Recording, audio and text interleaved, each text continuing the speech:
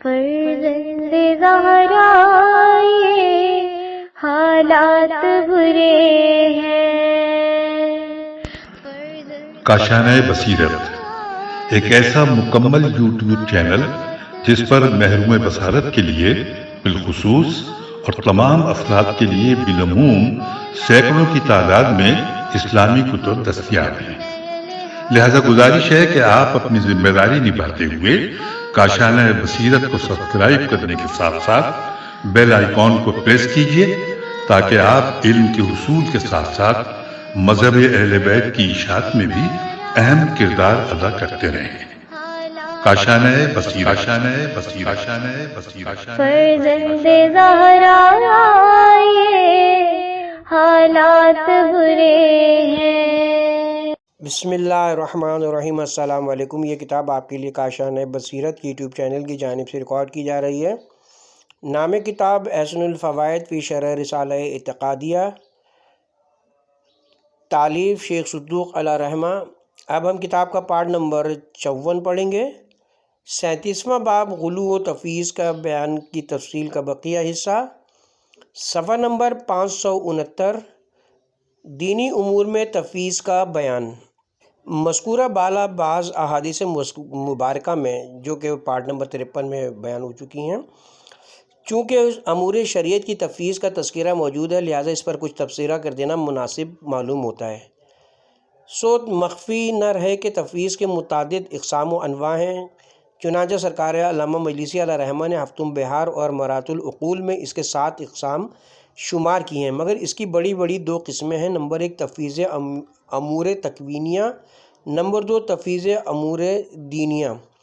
بالفاظ دیگر ایک تفویض کا تعلق دنیاوی امور سے اور دوسری کا تعلق دینی امور سے۔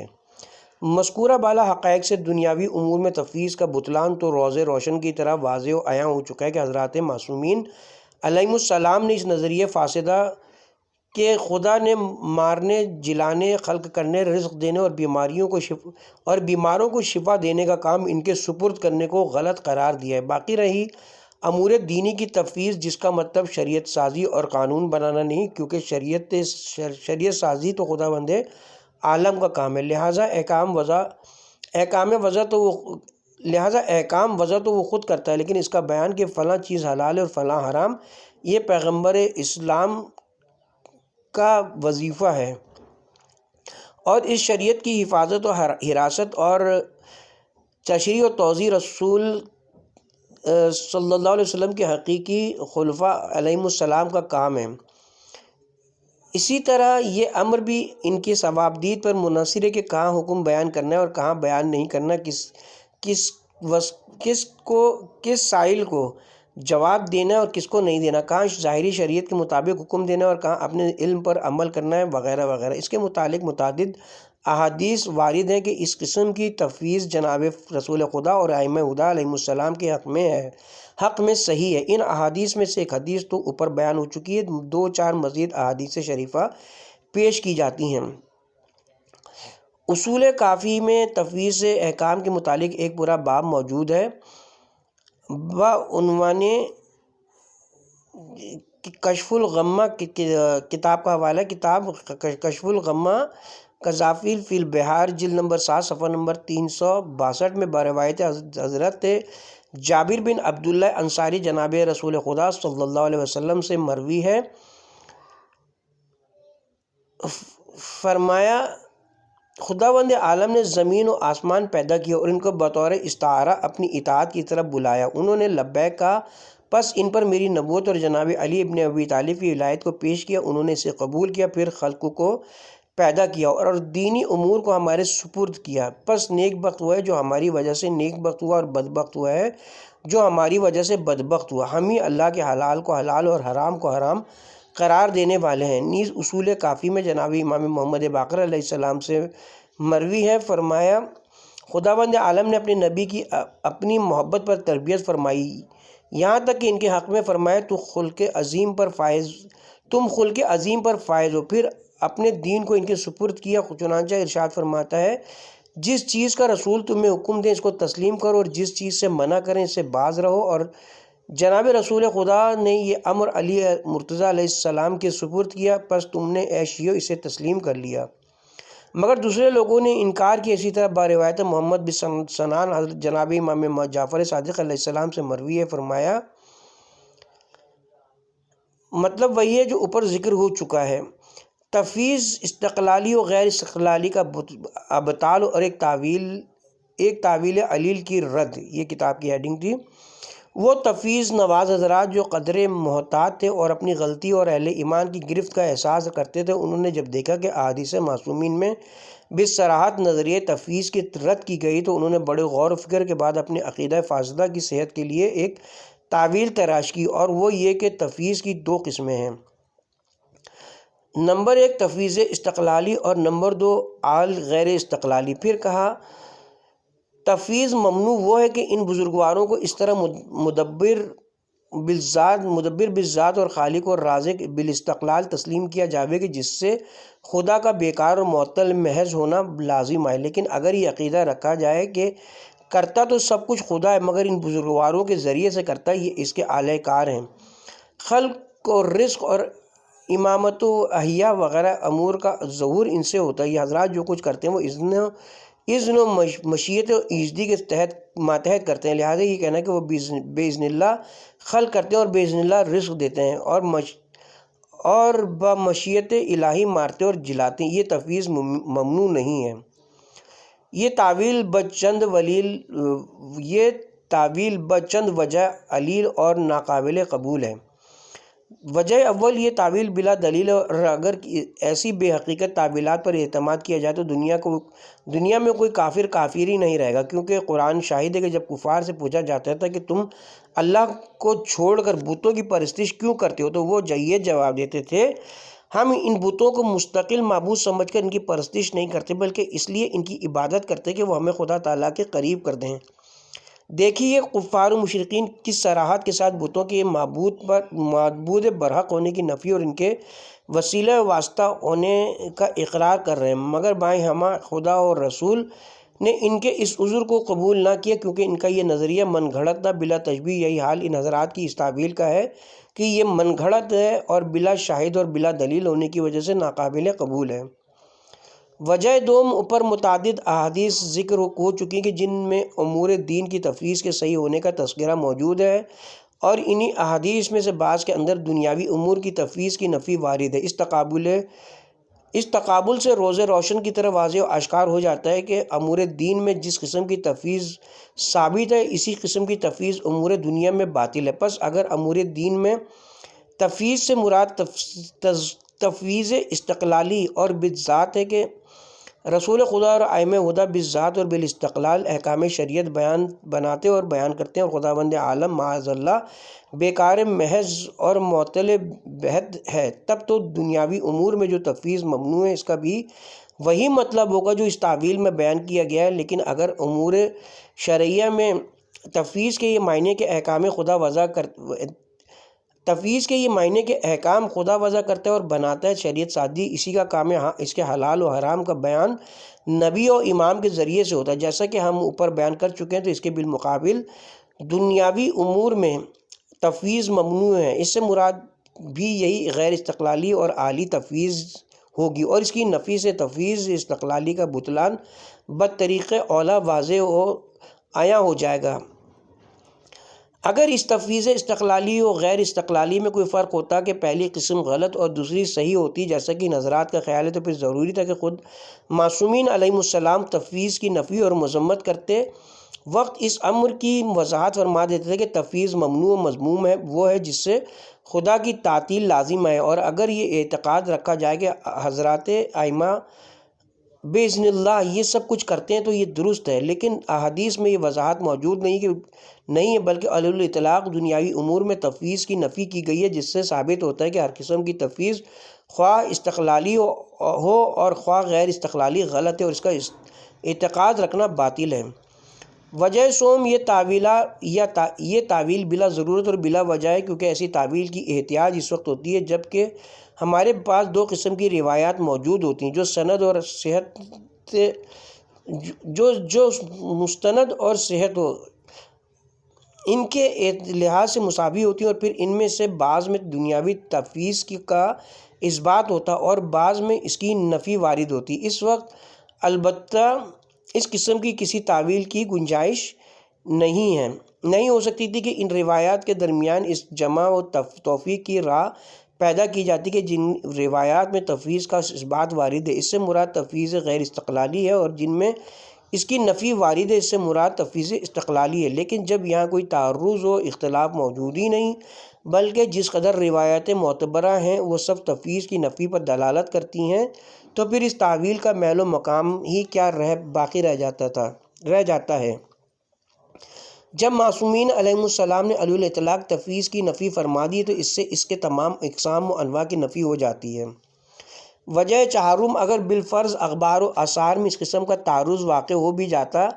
جو کہ نہیں ہے جیسا کہ ہم نے ابھی اوپر بیان کیا، تو بنا بر قانون تعدل و تراج نفی تفویض والی روایتی کو مقدم کیا جاتا، کیونکہ وہ ظاہر قرآن کے مطابق ہیں، کیونکہ خلق کو رزق اور امامت و احیاء وغیرہ امور قرآن میں خداوند عالم کے صفات فعل میں شمار کیے گئے ہیں۔ وجہ چہارم، اگر بالفرض اخبار و آثار میں اس قسم کا تعارض واقع ہو بھی جاتا جو کہ نہیں ہے جیسا کہ ہم نے ابھی اوپر بیان کیا ہے تو بنا بر قانون تعدل و تراج نفی تفویض والی روایاتی کو مقدم کیا جاتا ہے، کیونکہ وہ ظاہر قرآن کے مطابق ہیں، کیونکہ خلق و رزق اور امامت و احیاء وغیرہ امور قرآن میں خداوند عالم کے صفات فعل میں شمار کیے گئے ہیں، جیسا کہ بعض آیات محبت توحید میں بیان ہو چکی ہیں اور بعض اسی باب میں متن رسالہ میں مذکور ہے، اور مسلمہ قاعدہ ہے کہ اختلاف کے وقت ان روایات کو مقدم سمجھا جاتا ہے جو قرآن کے مطابق ہوں۔ ہر وہ حدیث جو قرآن کے مخالف ہو وہ باطل ہے۔ اصول کافی فرمان امام جعفر صادق علیہ السلام۔ وجہ پنجم، بعض روایات میں غیر استقلالی تفویض کے ممنوع ہونے کی صراحت موجود ہے، چنانچہ حضرت امام جعفر صادق علیہ السلام سے مروی ہے، فرمایا جو شخص یہ گمان کرتا ہے کہ ہم بے اذن اللہ خالق ہیں وہ کافر ہے۔ انہی حقائق کی بنا پر علماء اعلام نے تفویض غیر استقلالی کو بھی ممنوع قرار دیا، چنانچہ سرکار علامہ مجلسی علیہ رحمہ ہفتم بہار میں تفویض کے اقسام بیان کرتے ہوئے تفویض استقلالی کو کفر و شرک قرار دینے کے بعد لکھتے ہیں کہ تفویض غیر استقلالی اگرچہ عقلاً ممکن ہے مگر احادیث معصومین کے پیش نظر یہ بھی ممنوع ہے اور اس کا اعتقاد رکھنا غلط ہے۔ ان کی عین عبارت یہ ہے، یعنی اس قسم کی تفویض اگرچہ بالکل عقل کے خلاف نہیں ہے مگر گزشتہ احادیث سوائے مقام اعجاز کے صراحتاً یہ اعتقاد رکھنے سے ممانعت کرتی ہیں۔ علاوہ بریں یہ نظریہ ایسا ہے کہ اس کی صحت و حقانیت کا علم و یقین نہیں ہے، کیوں جہاں تک ہمیں علم ہے اس نظریے کی صحت پر اخبار معتبرہ میں سے کوئی حدیث وارد نہیں ہوئی۔ انہی سرکار نے اپنے رسالہ اعتقادیہ میں فرمایا ہے، یہ اعتقاد ہرگز نہ رکھو کہ ائمہ علیہ السلام نے خدا کے اذن سے اس عالم کو پیدا کیا، کیونکہ ہمیں صحیح السند احادیث میں یہ اعتقاد رکھنے کی ممانعت کی گئی ہے۔ اس سلسلے میں برسی وغیرہ نے جو ضعیف روایتیں نقل کی ہیں ان کا کوئی اعتبار نہیں۔ مطلقہ مسئلے میں صحیح شیعی عقیدہ۔ ایک وقت وہ تھا کہ اہل دین اپنے دینی عقائد و اعمال کو معصومین صلوات اللہ علیہم اجمعین کی خدمت میں بغرض اصلاح پیش کرتے تھے، اور جن عقائد و اعمال کی وہ بزرگوار تائید فرماتے ان پر وہ کاربند رہتے، اور جن کی وہ تائید نہ فرماتے ان سے فوراً دستبردار ہو جاتے۔ اس قسم کے بیسیوں واقعات کتب سیر و تواریخ کے اندر موجود ہیں۔ اصول شرعیہ کا مقدمہ ملاحظہ ہو، مگر اب یہ حالت ہو چکی ہے کہ لوگوں نے مذہب و شریعت کو ایک کھلونا سمجھ کر رکھا ہے، جدھر چاہتے ہیں اس کو گیند کی طرح پھیر لیتے ہیں۔ ہر شخص نے اپنی خام عقل، ناقص رائے اور قلیل علم سے علیحدہ عقائد و نظریات تراش رکھے ہیں۔ کوئی کہتا ہے کہ میرا خیال یہ ہے کہ فلاں عقیدہ اس طرح ہونا چاہیے، دیگر کوئی خدا کا بندہ یہ معلوم کرنے کی کوشش نہیں کرتا کہ شریعت مقدس ہے نے اس سلسلے میں کیا فیصلہ صادر کیا ہے، جو کہ ایک متدین انسان کی شان ہونی چاہیے، بلکہ ذہنیتیں اس قدر بگڑ چکی ہیں کہ اگر کوئی عالم دین شرعی فیصلہ کرے تو لوگ اپنے اوہام و ظنون سے اس کی تکذیب کر دیتے ہیں اور اپنے مذمومہ نظریات سے دستبردار نہیں ہوتے۔ اگر اس قسم کا مظاہرہ وہ لوگ کرتے جن کے مذہب کی اساسی قیاس پر قائم ہوتی تو کوئی جائے تعجب نہ تھی۔ افسوس تو اس امر کا کہ آج کل جہالت و حماقت سے ایسی حرکات کا ارتکاب وہ لوگ بھی کر رہے ہیں جن کے مذہب کی بنیادی حرمت رائے و قیاس پر قائم ہے، اور جن کے دین کا سنگ بنیاد قرآن اور سرکار محمد و آل محمد علیہم السلام کے فرمان پر رکھا گیا ہے، اور ایمان کا دار و مدار تمام اقوال و افعال بلکہ تمام احوال میں ان بزرگواروں کے اتباع کو قرار دیا گیا۔ چنانچہ حضرت امام جعفر صادق علیہ السلام ارشاد فرماتے ہیں، جس شخص کو یہ امر پسند ہے کہ وہ کامل الایمان ہو جائے تو اسے چاہیے کہ یوں کہے، میرا قول تمام اشیاء میں وہی ہے جو آل محمد علیہ السلام کا قول ہے، خواہ وہ قول ان امور کے متعلق ہو جن کو ان بزرگواروں نے پوشیدہ رکھا ہے، اور خواہ ان کے متعلق ہو جن کو انہوں نے ظاہر فرمایا ہے، اور خواہ ان امور کے بارے میں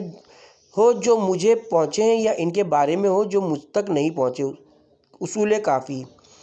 وہ کون سا عقیدہ ہے جو احادیث رسول و آل رسول میں واضح نہیں کر دیا گیا، اور وہ کون سا صحیح عقیدہ ہے جو کھول کر بیان نہیں کر دیا گیا؟ فقط صدق دل سے ان کی بارگاہ قدسی کی طرف رجوع کرنا شرط ہے۔ چنانچہ ہمارے متعلقہ مسئلے میں حجت اللہ علی العباد و بقیت اللہ فی البلاد ولی عصر حضرت امام زمان اجل اللہ تعالیٰ فرجہ شریف نے صحیح شیعی عقیدے کی بڑی عمدہ وضاحت و صراحت فرمائی ہے۔ احتجاج علامہ تبریسی میں مذکور ہے کہ ایک دفعہ امام زمانہ کی غیبت صغریٰ میں جبکہ نواب اربعہ میں سے جناب ابو جعفر جناب کے نائب الخاص تھے، شیعوں میں اختلاف ہو گیا کہ آیا خلاق عالم نے خلق و رزق کا معاملہ ائمہ اہل بیت علیہم السلام کے سپرد کیا ہے یا نہیں۔ ان میں سے ایک عمر رسیدہ شخص نے کہا، تم جناب ابو جعفر کی طرف کیوں رجوع نہیں کرتے تاکہ وہ حق و حقیقت کو تمہارے لیے واضح کریں، کیونکہ ان کی امام نے زمانے تک رسائی۔ سب نے اس رائے کو پسند کیا، چنانچہ سوال لکھ کر ان کے حوالے کیا گیا، اور جواب میں ناحیہ مقدسہ سے یہ توقیع مبارک صادر فرمائی، بسم اللہ الرحمن الرحیم، خداوند عالم جسموں کا پیدا کرنے والا اور رزقوں کا تقسیم کرنے والا ہے، کیونکہ وہ نہ تو جسم رکھتا ہے اور نہ کسی جسم میں حلول کرتا ہے، کوئی شے اس کی مثل و مانند نہیں، وہ سننے اور دیکھنے والا ہے۔ ائمہ اطہار اس کی بارگاہ میں سوال کرتے ہیں، وہ پیدا کرتا ہے، یہ سوال کرتے ہیں تو وہ رزق دیتا ہے، وہ ان کے سوال کو قبول کرتا ہے اور ان کی شان کو بڑھاتے ہوئے ان کے سوال کو مسترد نہیں فرماتا۔ حضرت امام زمان کے اس توضیح و تصریح بیان حقیقت ترجمان سے واضح ہو آیا ہو گیا کہ حضرات ائمہ طاہرین علیہ السلام کے متعلق یہ اعتقاد رکھنا کہ خلاق عالم نے امور تکوینیہ مثل خلق و رزق وغیرہ کی انجام دہی ان کے سپرد فرمائی ہے اور یہ ان کو انجام دیتے ہیں، یا خداوند عالم یہ امور ان کے ذریعے سے انجام دیتا ہے، بالکل غلط اور باطل ہے، اور ان ذوات مقدسہ کے حق میں افراط اور تجاوز عین الحد ہے۔ اسی طرح یہ کہنا کہ ان حضرات کا امور تکوینیہ میں بالکل کوئی دخل نہیں، حتیٰ کہ وہ ان امور میں شفاعت و سفارش بھی نہیں کرتے، یہ تفریط ہے، اور ان کی فضیلت کا انکار اور سابقاً بیان ہو چکا کہ افراط ہو یا تفریط ہر دو مہلک ہیں۔ نجاح الدارین و فلاح کونین معینہ روی میں اس درمیانے راستے کی امام علی مقام نے اپنے بیان واجب الادیان میں پوری وضاحت فرما دی کہ ائمہ اطہار کی دنیاوی امور میں وہی حیثیت ہے جو ایک شفیع و وسیلے کی ہوتی ہے، یعنی یہ کہ یہ بزرگوار بارگاہ الہی میں سفارش کرتے ہیں اور خدا عز و جل ان کی سفارش کو رد نہیں فرماتا۔ اے ایمان والو، اللہ سے ڈرو اور بارگاہ الہی تک پہنچنے کے لیے وسیلہ تلاش کرو۔ کا مفاد ہے کہ ہر چیز کا مرکز خداوند عالم ہے، ہاں البتہ وسیلہ و شفیع سرکار محمد و آل محمد علیہم السلام ہے۔ بارگاہ رب العزت سے حاجت طلب کرنے کا طریقہ۔ بارگاہ قاضی الحاجات میں مدعا عرض کرنے کے دو طریقے شرعاً جائز ہیں، ایک یہ ہے اور یہی طریقہ اولیاء و اسلم ہے کہ اولاد و رزق، صحت و عافیت اور طول عمر وغیرہ امور کا سوال براہ راست بارگاہ رب العزت میں کیا جائے، مگر جناب رسول خدا اور دیگر ائمہ ہدیٰ کا واسطہ دے کر مثلاً یوں کہا جائے۔ یہ طریقہ انبیاء، مرسلین اور عباد اللہ الصالحین کا معمول ہے اور یہی اولیٰ و احسان ہے۔ دوسرا طریقہ یہ کہ خطاب جناب رسول خدا اور ائمہ ہدیٰ کو کیا جائے، مگر یہ کہا جائے کہ میرے یہ مطالب و مقاصد بارگاہ ایزدی سے پورے کرا دو۔ یہ طریقہ بھی بعض ادعیہ و زیارات اور روایات سے مستفاد ہوتا ہے، مگر ائمہ طاہرین کو مخاطب کر کے براہ راست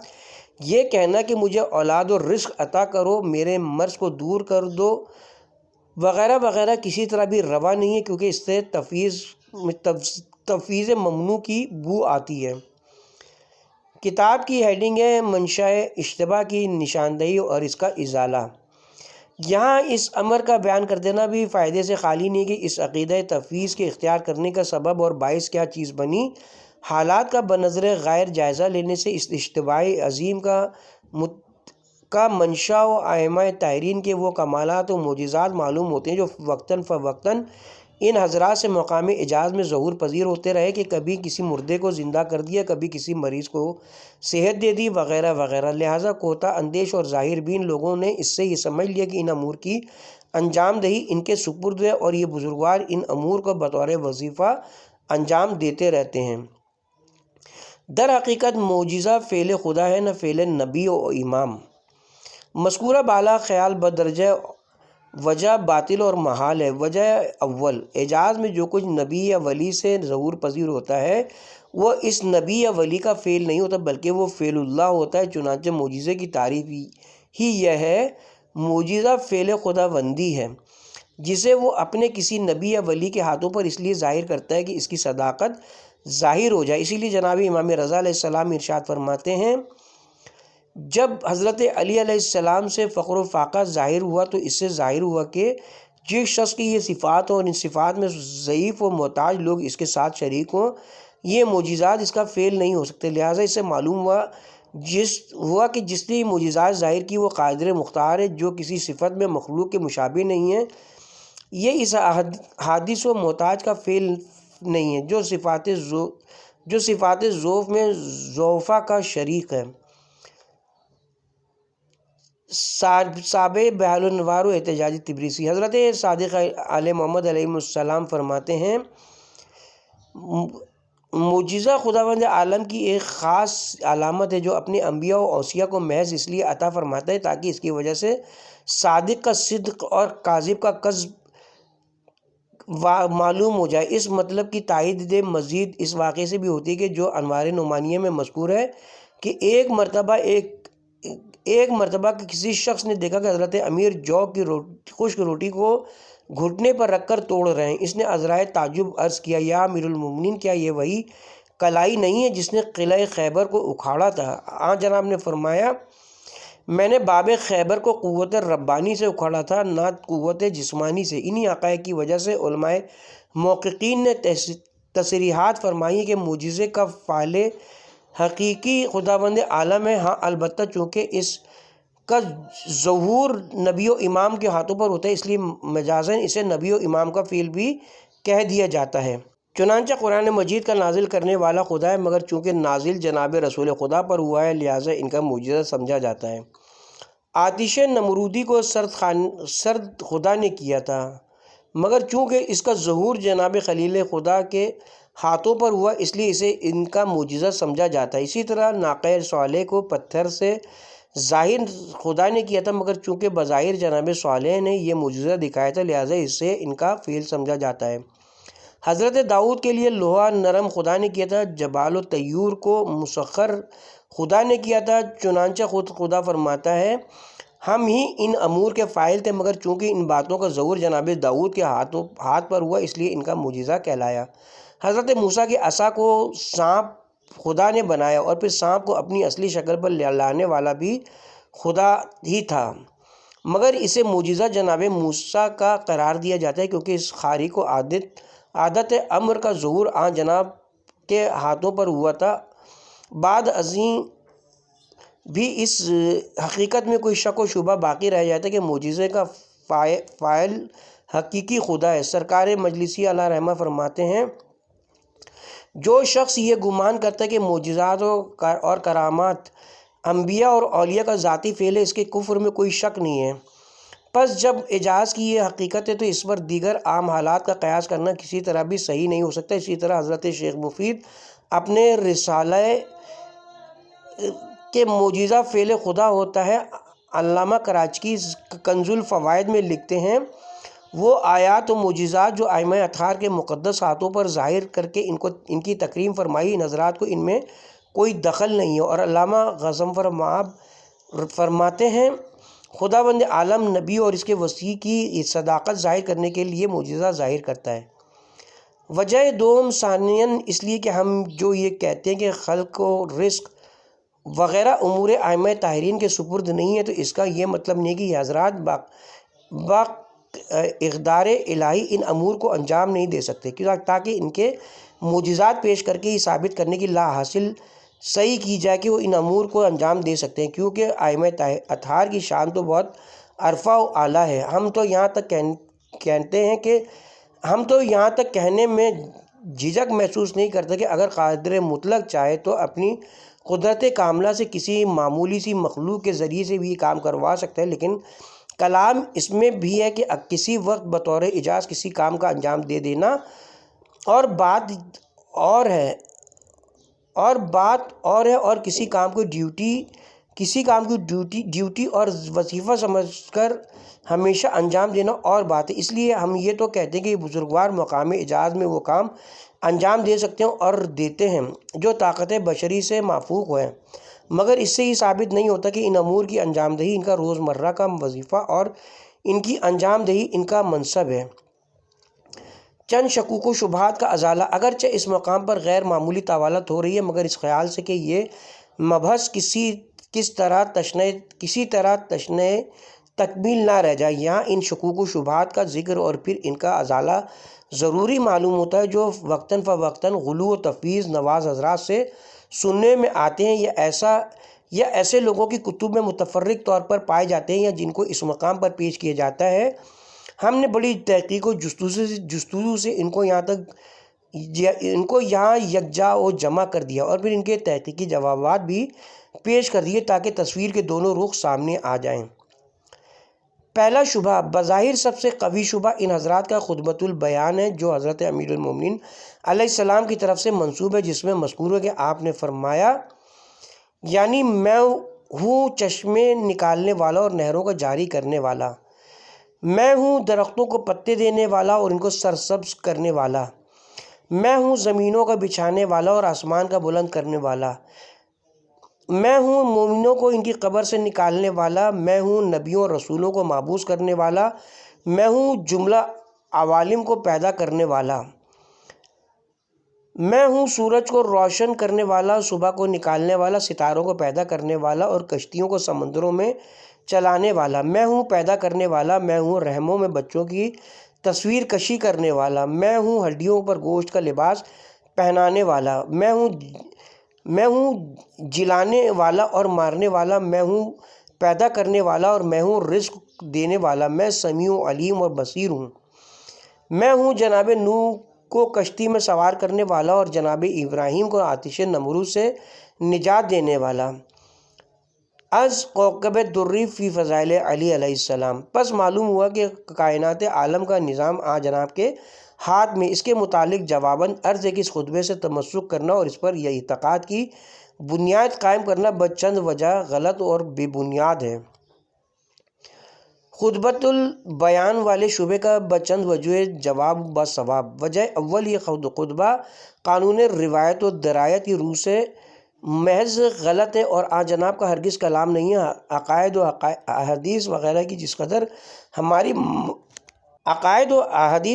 جس قدر ہماری معتبر مذہبی کتب ہیں، ان میں اس خطبے کا کوئی نام و نشانی نہیں پایا جاتا۔ بالخصوص جناب کے خطبات کے مستند مجموعہ نہج البلاغہ اور اس کی استدراک اور مستدرک نہج البلاغہ میں بھی اس خطبے کا کہیں کوئی تذکرہ نہیں۔ ہاں البتہ یہ کوكب دری جیسی کتب میں موجود ہے جو ہر قسم کے رتب و یاسب کا مجموعہ ہے، اور مؤلف کوكب دری نے بھی اسے کسی گمنام شخص مسمى با خواجہ دیدار کے کسی رسالہ مجہولہ سے نقل کیا ہے۔ اسی لیے علماء محققین اور فضلائے مدققین نے اس خطبے اور اس کے ساتھ ساتھ ملتے جلتے دیگر خطبات کو غیر مستند اور ناقابل استدلال قرار دیا ہے۔ چنانچہ خواص بحار الاخبار ناشر علوم ائمہ اطہار سرکار علامہ مجلسی علیہ رحمہ وفتم بحار الانوار صفحہ نمبر 365 میں خطبۃ البیان کے متعلق ارشاد فرماتے ہیں کہ یعنی خطبۃ البیان اور اس کے مثل جو اور خطبے یہ سوائے غالیوں کی کتابوں کے اور کہیں نہیں پائے جاتے۔ ایسے ہی فیصلہ محقق خوئی نے منہاج البرایا شرح نہج البلاغہ میں صادر فرمایا۔ اسی طرح استاد المجتہدین جناب ابو القاسم بمعروف محقق قمی قوانین الاصول نے اپنی کتاب جامع الشتات میں اس خطبے کے متعلق لکھا ہے کہ یہ کلام جناب امیر المومنین باشد حقیر کے نزدیک اس خطبے کا حضرت امیر المومنین علیہ السلام کا کلام ہونا صحیح نہیں ہے۔ عالم ربانی شیخ محمد علی اصفہانی اپنی کتاب تحفہ امامیہ فی حقیقت مذہب شیعہ جلد نمبر 1 صفحہ نمبر 71 طبع بمبئی پر رقم طراز ہیں۔ خلاصہ یہ کہ بعض لوگوں کا یہ کہنا حضرت امیر المومنین خالق ہیں اور انہوں نے باذن اللہ ہم کو پیدا کیا سراسر غلط ہے۔ اس کی رد میں بکثرت آیات اور روایات موجود ہیں، اور یہ جو آپ کی طرف نسبت دیتے ہیں کہ آپ نے خطبے میں فرمایا کہ میں زمین و آسمان کا خالق ہوں، اس کے متعلق یہ ثابت نہیں ہو سکا کہ یہ آپ کا کلام ہے، شاید کسی اور نے اسے آپ کے خطبے کے ساتھ ملحق کر دیا ہے۔ پس جس خطبے کے غیر معتبر ہونے کی یہ کیفیت ہو، آیا کوئی عقلمند اور دیندار انسان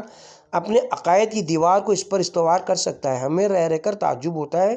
مولانا سید محمد سبطین صاحب سرسوی مرحوم پر، جنہوں نے کوکب دری پر صفحہ نمبر 92 پر مشتمل کوکب دری پر 92 صفحات پر مشتمل ایک مبسوط مقدمہ محض اس خطبے کے فقرات کی تعویلات کے بارے میں لکھ دیا، مگر یہ خیال نہ فرمائے کہ وہ جس خطبے کی فکروں کی تصحیح و تعویل کے لیے اس قدر صحیح بلیغ کر رہے ہیں، آیا یہ حضرت امیر المومنین کا خطبہ ہے بھی صحیح؟ آیا اس کی کوئی ایسی سند موجود ہے جس پر اعتماد کیا جا سکے؟ پہلے کوئی تختی ثابت کرو، پھر اس پر کچھ نقش و نگار کرو، ورنہ سر بے صاحب کی مثال صادق آئے گی۔ ہاں اگر بسند معتبر کتب معتبرہ میں یہ خطبہ آن جناب سے مروی ہوتا تو چونکہ اس کے ظاہری مطالب نصوص قرآنیہ کے مخالف تھے، ہر مومن ان کی تعویل کرنے پر مجبور ہوتا اور ہم حضرت مولانا مرحوم کی صحیح کو مشکور سمجھتے ہیں، مگر جب یہ خطبہ سرے سے ثابت ہی نہیں تو اس کے مندرجات کو صحیح ثابت کرنے میں زور بیان صرف کرنا چی معنی دارد۔ وجہ دوم اگر قانون روایت کے اعتبار سے اس کے سلسلہ اسناد سے قطع نظر بھی کر لی جائے اور از روئے قانون درایت اس خطبے کے مندرجات و مطالب پر ایک طاہرانہ نگاہ ڈالی جائے تو یہ ایک ناظر خبیر اور ناقد بصیر انسان کو یقین کامل ہو جاتا ہے کہ یہ حضرت امیر المومنین کا کلام حقیقت ترجمان نہیں ہو سکتا، کیونکہ یہ حقیقت محتاج بیان نہیں کہ کوئی بھی بڑا شاعر ہو یا نثر نگار یا خطیب کے ایک مخصوص انداز تخیل و طریقے نگارش اور اسلوب خطابت رکھتا ہے جس کے ذریعے اس کا کلام دیگر ہم صنفوں سے ممتاز و مشخص ہوتا ہے۔ اس نہج پر بھی اگر اس خطبے کا جائزہ لیا جائے تو جزم و یقین کے ساتھ کہا جا سکتا ہے کہ یہ حضرت امیر المومنین کا خطبہ نہیں ہو سکتا، کیونکہ آج جناب کے جو خطبات باسناد معتبر نہج البلاغہ وغیرہ کتب جلیلیہ میں مذکور ہیں، یہ خطبہ اپنے انداز بیان میں ان خطبات میں سے کسی کے ساتھ بھی کوئی مشابہت و مناسبت نہیں رکھتا۔ آج جناب کے خطبات کا ایک طرح امتیاز یہ کہ وہ شان توحید سے لبریز نظر آتے ہیں۔ انہی خطبات کو دیکھ کر بعض علماء مصر بے اختیار کہہ اٹھتے تھے، اگر حضرت امیر کے خطبات نہ ہوتے تو مسلمانوں کو توحید کی حقیقی معرفت حاصل ہی نہ ہوتی، مگر اس خطبے میں اسی توحید پر ہی ہاتھ صاف کر دیا گیا ہے۔ قرآن مجید میں جس قدر اوصاف جلیلیہ خداوند عالم کے متعلق بیان کی گئے وہ تمام اس خطبے میں حضرت امیر المومنین کی ذات والا صفات کی طرف منسوب کر دیے گئے ہیں۔ اگر طوالت کا خوف دامن گیر نہ ہوتا تو یہاں وہ تمام آیات لکھ کر واضح کیا جاتا کہ یہ خطبہ کس طرح قرآن کے ساتھ متصادم ہو رہا ہے، لیکن چونکہ یہ امر آیا راچہ بیان کا مصداق ہے، لہٰذا اس کے متعلق مزید توضیح کی ضرورت نہیں ہے۔ ناظرین کرام، خدائے عز و جل کو حاضر ناظر سمجھ کر بتائیں کہ اگر یہ خطبہ صحیح ہو تو پھر حضرت امیر علیہ السلام کے خدا ہونے میں کوئی اشکال باقی رہ جاتا ہے۔ بنابراین نصیری اور علی الہی فرقہ کو حق بجانب تسلیم نہیں کر لینا چاہیے۔ کیا عقائد و اصول کے سلسلے میں ایسے بے سر و پا خطبات پر اعتماد کیا جا سکتا ہے؟ 37واں باب غلو اور تفویض کا بیان کی تفصیل ابھی جاری ہے، لیکن ہم یہاں پہ کتاب کے پارٹ نمبر 54 کا اختتام کرتے ہیں اور پارٹ نمبر 55 کا آغاز اسی باب کے بقیہ حصے سے کریں گے انشاءاللہ۔